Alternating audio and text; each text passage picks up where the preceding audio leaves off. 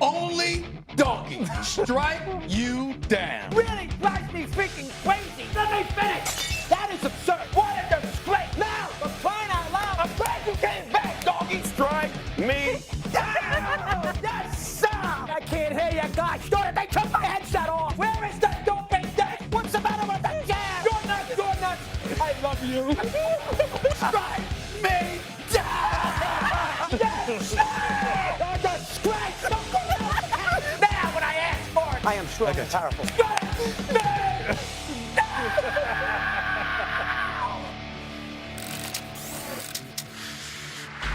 Great to have you here. Likewise. There you have it. Hello, Stevie. Here we go. Let's roll. Number one. First off, I was annoyed that the NBC people moved the Phillies race to 8:40 at night on Friday. Used to be late in the daytime. They ruined the businesses in Louisville because now you can't go to Pat's Steakhouse because NBC put the race at 8:40 at night and nobody's going to go drive down to Louisville from Churchill Downs. That drove me crazy. Then on top of the idea that I got every famous person in America and all we see on Saturday with the NBC coverage is all the nonsense with mint juleps and hats and everything else, including Jackson Dart. Well, you know what? He's becoming, Bill Parcells used to hate this. He's becoming a celebrity quarterback. He wants to be seen everywhere. Dart was all over the place. Hey, Jackson, how about you be in a situation where you look at some film and find out why you blew a lead last year in Denver at 19-0, throwing interceptions all over the place? This is ridiculous. I mean, you got to be kidding me. You're a Giant fan right now and you want to watch this? The Giants have Charlie Connerly and Phil Simms and Lawrence Taylor. Think he's healthy. Harry Carson, Belichick, and Parcells. And you want to watch that on Saturday afternoon at the Kentucky Derby?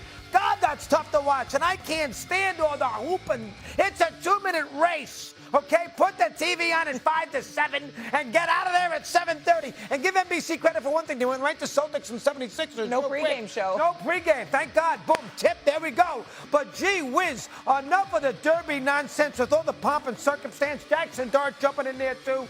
Look at this. This is ridiculous. Who wants to watch? It's not sports. This is garbage. Nobody wants to watch that. And NBC, shame on you for doing what you did to the businesses in Louisville by moving your race up to 8:40 at night on Friday. There was a big article in the New York Times about that. Joe Drape, you did a bad job. And a bad job by Dart. Number one. That's funny. That is, I love you too. That is funny. Oh, you okay? I'm okay. Okay. I mean, you got some nerves. You okay? But I'm not okay. I know you get worked up all the time. Go ahead. That is ridiculous. That is ridiculous. Where the hell have we seen Jackson Dart since the offseason? We haven't seen him, and he shows up on one Saturday in Kentucky, and you got a problem with it. Can he live a little? I mean, my God, just because he showed up to the Kentucky Derby, all of a sudden he's not in the film room. He couldn't have spent every day since then in a film room, but then took a day to go to the Kentucky Derby. I mean, what the hell is that about? That's a bit extreme. And by the way, you're looking at it wrong.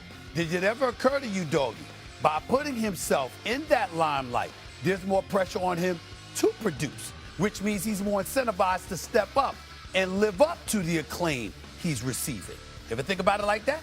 He's played 12 games. Giant fan thinks they have the next John Elway. Take it easy. I don't want to know what your your pulse was like during the Met Gala if you didn't like the. Oh, that's another thing. That's number two. I should have been there. I should have been there. Oh. What a joke this is on. Here it is. Ben Stiller tells the whole world he's such a great Knicks fan.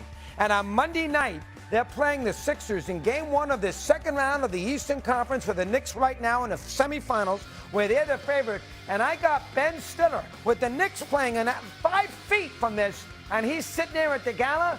Forget the gala. You're a sports fan. You sit there and you go to the Knicks game and you sit in your courtside seat. You can't sit there and tell me that you're a huge Knicks fan if you're Ben Stiller and you're not at game one of the Philly series. This is not like it's work. He's not on a film. He's not doing any comedy. He did not interrupt work. This is something outside of the realm of it. This is basically his private time. Be at the Knicks game. You saw Chalamet at the Knicks game on Monday night, did you not? That's number one. And then I got to look at Lindor. Now, hold on now. Lindor has done nothing. The Mets had a game against Colorado We killed Soto forever when he was on the IL list because he didn't text the Mets during that 12-game losing streak. And the Mets are playing against the Rockies. Mendoza's on a freaking life raft. And we have Lindor sitting here watching a Knick game. And here's Brunson to shake his hand. Did Brunson say, Lindor, your team stinks, and you've lost 12 in a row, and you're 12-25 with a $40 million payroll? That drives you crazy. Watch every pitch of your Mets. You're supposedly a pseudo-team captain, and you're at the Knick game when the Mets are playing do-or-die games on the West Coast? That drove me crazy. Both of them. Stiller, game, Lindor, with the team, or in your living room watching a ball game, go through all the pitches. Number 2. Go ahead, Paul. What are you looking at me that way for? Have you ever considered therapy? Yeah, I've been on it many a time. Or at least like medication to lower your cortisol level? My little Zantac, Valium. I take the Valium because Monday night, Tuesday nights I can't sleep. I take the Valium. I wasn't really expecting an answer. It's kind of rhetorical. Stephen A. Wasn't expecting an answer, Paul. Listen. Doggy, I got to tell you something. This wasn't bad. I agree. Ben Stiller should have been at the Knicks game. Very disappointed in Ben Stiller. That's Mr. Zoolander right there. I'm very fond of him. Love him. But I was very disappointed to see him at the Met Gala when the New York Knicks was playing. I'm very disappointed in that. I mean, I might have to talk to him about having his Knicks ticket stripped, okay? That's number 1. Number 2, I would have agreed with you 1,000% about Lindor if the Mets were in town.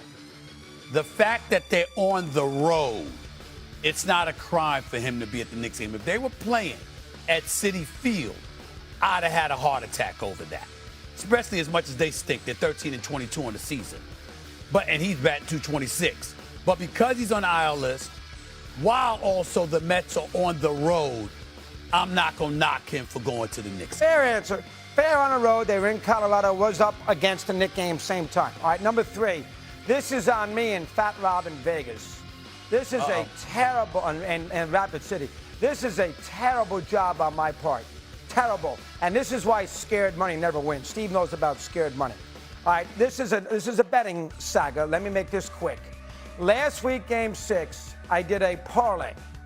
I bet the Knicks in Atlanta, -2, and Orlando, Game 6 against Detroit. I also love the Lakers in Houston and the Sixers in Game 7 in Boston because I thought it was about time they would break that 0-for-18 franchise streak of being 3-1 down, never having won a series. And this is before Tatum got hurt. And it was plus 225. So I would have won 5-1 on one and 8-1 on the other. But I didn't bet the second one until I was sure that, in fact, we were going to get the first one home. Because it's Friday night, and you had to bet the Lakers because they played on Friday night, Knicks, the Celtics play on Saturday night. So what happens? This Knicks blowout of the Hawks with that 63-11. I had an incredible win, and the Magic are up 60-38 at the half. At home in a Game 6, they score the first basket of the third quarter. They're up 24 points. I'm counting my money, which is what a gambler should never do. Count his money. But here's the worst thing. I didn't have the guts or the confidence to say, you know what, I want to win one before I bet something else. I should have put the bet in, and I didn't. So what happens is Orlando loses, so that's a parlay lost. But because I was afraid to go Lakers and Philly, I didn't win the second parlay. Lakers kill Houston 98, whatever the final was. They won by 20. 98-78 was that the Game 6 final on Friday night. And then Philly at plus 225 wins the game against the Celtics. You put $3,500 on it, it would have won $19,000. Oh my goodness. What an idiot! And you couldn't bet Philadelphia on Saturday because once Tatum was inactive, the number went to 140 from 225. So you got killed. And I had both games right. I knew the Knicks. I filled Orlando. I knew the Lakers would bounce back. And I had a gut feeling on Philly, which played perfectly. And like an idiot, I got nervous. I got more money than I count. I'm 66 years of age. Chris, have a little fun. Then I see Dart acting like he acted, and I didn't bet Philly, and they win the game. Back to Dart. Oh my God! What a terrible job! And I'll tell you right now, I know everybody says Mosley shouldn't get fired. All right? If you're the head coach of that team and they score 19 points in the second half of a game 6 at home, 4 for 37 from the field, and you don't call a timeout to get them a layup to stem the leg, you deserve to be fired. Okay, that is unacceptable. If I'm the owner of the team and I get a 24-point lead in the second half in game 6 at home, and I forget my bet, and I lose the game, you deserve to go. It's tough to say, but it's true. But Fat Rob and I panicked, and that's why I'm still doing these shows after all these years. Enough! I could have retired.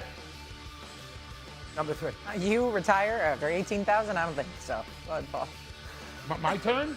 Yes, it is. I don't talk about the. In fact, I boycott the NBA until LeBron James apologizes to Stephen A. Smith. Wow. Wait. Wow. You've taken Stephen A's take with the whole thing with LeBron. He's had my back with Seth Rollins. You're going to have his back with him. on 5 minutes everything. ago. Wow. Stephen, how about that? Is that a disgrace on my part or not? Yes, but are we surprised? You're a degenerate.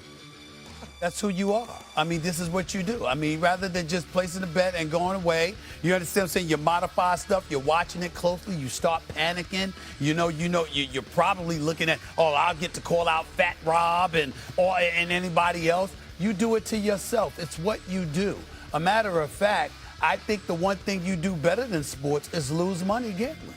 I do lose a lot. Oh. I do lose a Scared lot. money don't That's a rough comment there, Stephen.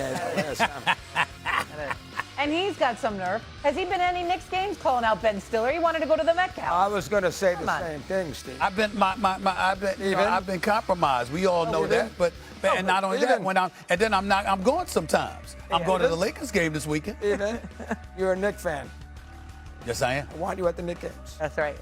Get your rear end here tonight. If they give me a courtside seat, And I'll that sit Gulf there. Stream. You can afford I it. can't sit in the stands. All right, we got to go to the bump here. All right, Joel Embiid. He did not really show up in the Sixers game in their Game 1 blowout loss, but does he deserve a pass? Stephen A's answer may surprise you. You don't want to miss that. Are you okay? I'm fine. Is he? Yeah, you just processed a lot, I feel.